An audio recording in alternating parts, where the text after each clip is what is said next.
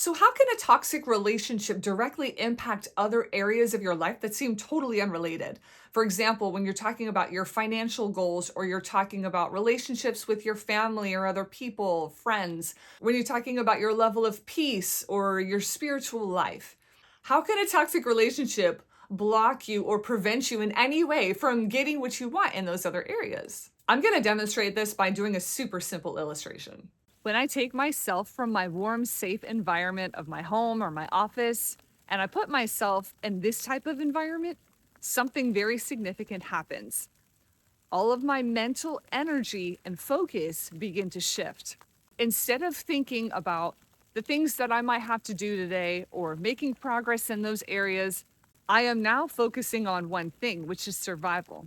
I might have a list, a plan, an agenda. I might have great dreams and goals and great action steps to get there. The only problem is if I am in a toxic environment where I'm constantly getting demeaned, negated, invalidated, where I'm constantly getting falsely accused or verbally abused, you name it, then that is going to inhibit where that mental energy should be going and instead go into protecting myself in survival mode.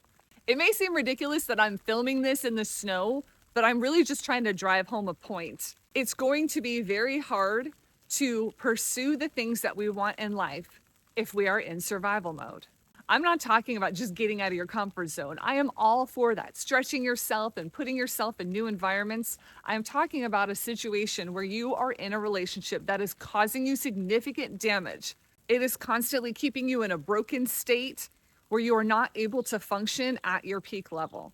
We are designed to protect ourselves. So if we feel unsafe on a regular basis, our mental energy is going to be directed there, which means we won't be able to put that mental energy into those other things. If you feel like this is you and you're like, how does she know? That's exactly what I'm going through. I just have one question for you. What are you going to do to change the story?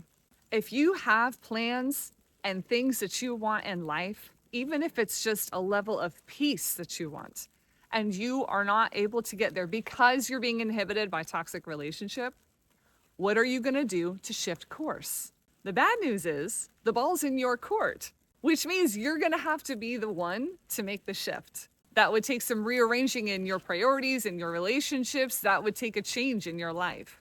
The good news is the ball's in your court, which means you get to decide. If you would have to start over, if you made this shift and that feels overwhelming and intimidating to you, I encourage you to check out my video on starting over after toxic relationships, and you can get some pointers there as well. I'm Jamie Lynette with Jamie Lynette Coaching. In the spirit of getting out of survival mode so that we can thrive, let's move forward together.